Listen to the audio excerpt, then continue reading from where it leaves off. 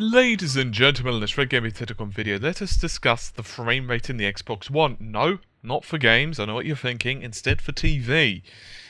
That's right, the Xbox One is actually having issues in Europe with the European TV standards. Now, for those of you who don't know, before we could proceed into the story any further, so you can get an idea of how all this works, Europe and the UK use a 50 Hz broadcasting signal.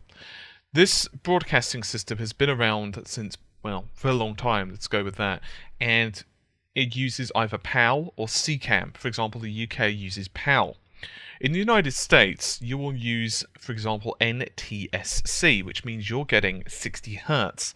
Now, what this basically means is that when the Xbox One is being used, and one of the websites who have tried this was HDTV Test. Now, they were basically trying the Xbox One out, and they were using their new Xbox One to pretty much watch a live game of football, British soccer.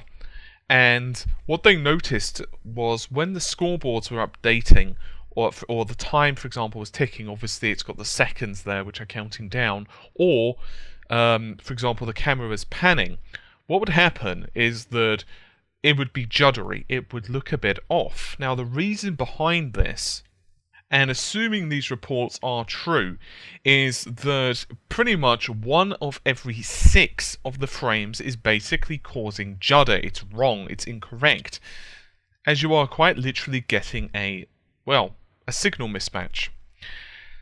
So what can Microsoft do about it? That's the obvious question. Well, unfortunately, it's not just a simple case of saying, well, all we have to do is X.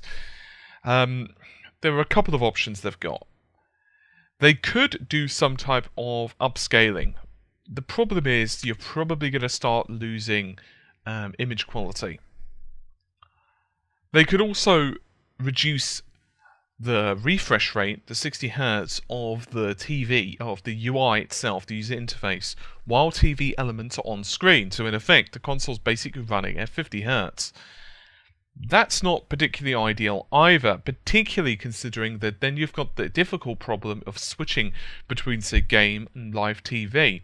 I mean, you can imagine just how bad of a thing that is, and considering, yes, the Xbox One can technically draw to, images, it can actually deal with 2 planes. It can deal with, for example, overlaying UI on top of, say, gameplay, yes, but it's still not a particularly smooth problem. Now, Microsoft so far have not commented on this, but considering that the HDMI in, which is obviously what you use for, say, Sky TV, Virgin Media, Freeview, and they've apparently tried it on a couple,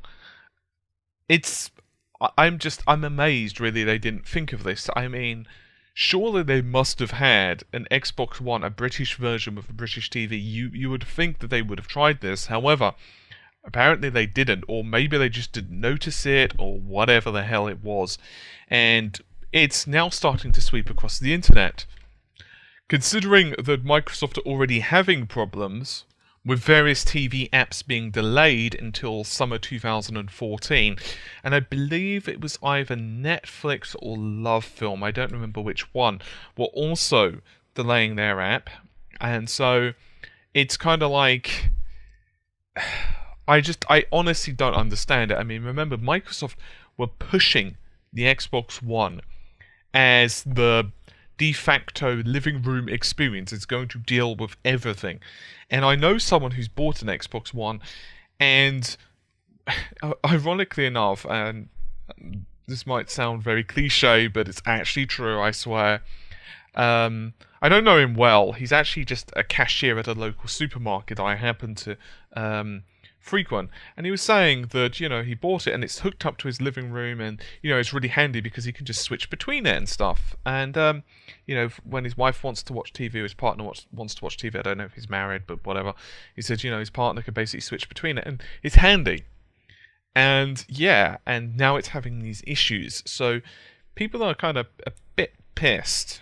As I said, it doesn't affect Americans or anyone with the NTSC standard, so that would be, for example, Japan as well.